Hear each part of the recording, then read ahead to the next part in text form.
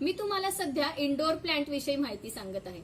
मागच्या व्हिडिओमध्ये आपण स्नेक प्लांट विषयी माहिती बघितली आणि आज मी तुम्हाला एक बेस्ट एअर प्युरिफायर प्लांट आणि जे मोस्ट पॉप्युलर प्लांट आहे त्याविषयी माहिती सांगणार आहे। तर आजचं प्लांट आहे स्पायडर प्लांट। स्पायडर प्लांटलाच रिबन प्लांट, क्लोरोफायटम किंवा एअरप्लेन प्लांट म्हणून पण ओळखलं जातं। स्पायडर प्लांट हे हवेतील अशुद्ध घटक रिमूव्ह करतं, झायलिन, टोलिन यासारखे घातक घटक रिमूव्ह करतं। फॉर्मॅल्डिहाइड जो कार्सिनोजेनिक आहे म्हणजेच कॅन्सर कॉझिंग एजंट आहे त्याला सुद्धा स्पायडर प्लांट रिमूव्ह करतं आणि हे सायंटिफिकली प्रूव्हन। जे बिगिनर्स आहेत म्हणजे ज्यांनी आताच गार्डनिंगला सुरुवात केली आहे त्यांच्यासाठी स्पायडर प्लांट लावणं हे खूप सोयीचं आहे। स्पायडर प्लांटच्या 3 ते 4 व्हरायटी मिळतात। स्पायडर प्लांट हे तुम्ही डायरेक्ट सनलाइट मध्ये ठेवू नका, त्याला ठेवण्यासाठी तुम्ही बेडरूम, बाल्कनी, कॉरिडॉर किंवा तुमच्या हॉलमध्ये, लिव्हिंग रूम मध्ये अशा ठिकाणी ठेवू शकतात। आणि स्पायडर प्लांटला नॅचरल लाईट लागतो, डायरेक्ट सनलाइट नाही लागत, इनडायरेक्ट सनलाइट म्हणजे थोडी हवा, थोडा प्रकाश, थोडा उजेड असला की स्पायडर प्लांटची ग्रोथ खूप छान होते। स्पायडर प्लांटला उन्हाळ्याच्या सीझन मध्ये ब्लूमिंग पिरियड आहे आणि त्याला उन्हाळ्याच्या सीझन मध्ये छोटी पांढरी फुलं पण येतात।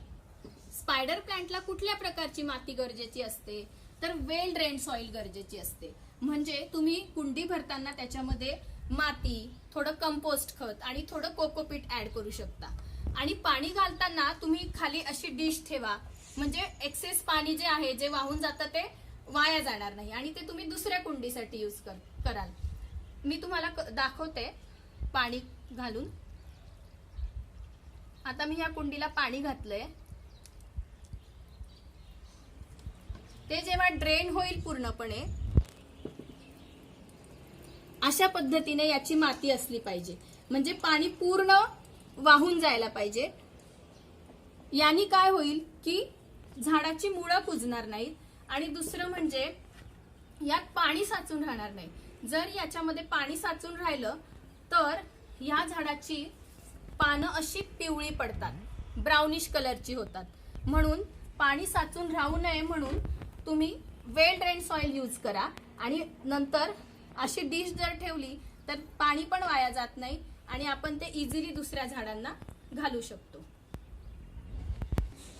आता मी तुम्हाला सांगणार आहे की ह्या झाडाचं प्रोपगेशन कसं होतं, म्हणजे एका झाडापासून अनेक रोपं कशी तयार करायची। तर स्पायडर प्लांट आपण जेव्हा लावतो तेव्हाच ते जेव्हा त्याची ग्रोथ होत असते तेव्हा ते मल्टिप्लाय होतं। म्हणजे एका झाडामधून असं दुसरं झाड बाहेर येतं, एका मूळ झाडापासून अशी अनेक रोपं तयार होतात। हे आपण डिव्हाइड करू शकतो आणि दुसऱ्या कुंडीमध्ये ते रिपोर्ट करू शकतो। आणि दुसरी पद्धत म्हणजे स्पायडर प्लांट मधून अशी एक स्टेम बाहेर येते अशा पद्धतीने। जेव्हा ते मॅच्युअर आणि हेल्दी असतं तेव्हा अशा पद्धतीने प्रत्येक स्पायडर प्लांट मधून अशी स्टेम बाहेर येते। ह्या स्टेमला ही अशा प्रकारची स्पायडर असल्यासारखं दिसतं म्हणूनच या झाडाला स्पायडर प्लांट म्हणतात। तर ही जी छोटी छोटी स्पायडर्स आहेत म्हणजे यालाच पप्स किंवा रनर्स पण म्हटलं जातं। याला इथून असं कट करायचं आणि हे तुम्ही दुसऱ्या कुंडीत लावलं की याच्यापासून नवीन रोप तयार होतं, कारण याला असे एरियल रूट्स असतात। जर तुम्हाला असं कट करायचं नसेल आणि तसंच वाढू द्यायचं असेल तरी चालतं, म्हणजे तुम्ही अशा प्रकारे हँगिंग बास्केट तयार करू शकतात आणि उंचावर असं ठेवलं तर सगळ्या बाजूने अशा स्टेम्स बाहेर येऊन खूप सुंदर हे झाड दिसतं। फक्त याला पाणी घालताना याची पानं पण स्वच्छ धुवायची आणि पाणी 3-4 दिवसाआड घालायचं। आणि हे जे पप्स किंवा रनर्स आहेत याला नेहमी असं स्प्रे बॉटलनी जेव्हा आपण झाडाला पाणी घालू तेव्हा या पप्सला एरियल रूट्स असतात म्हणून इथे पण असं पाणी स्प्रे करायचं अशा पद्धतीने, म्हणजे ती वाळत नाही आणि छान राहतात, ताजी टवटवीत राहतात। तर अशा क्लासिक आणि अट्रॅक्टिव्ह इंडोर प्लांटच्या तुम्ही शोधात असाल तर हे स्पायडर प्लांट तुमच्यासाठी बेस्ट ऑप्शन आहे। आणि तुम्हाला जर हा व्हिडिओ आवडला असेल तर चॅनलला नक्की सबस्क्राईब करा आणि ज्या लोकांना गार्डनिंगची आवड आहे त्यांना नक्की शेअर करा। पुन्हा भेटूया अशा पुढच्या इंडोर प्लांटच्या माहितीसाठी।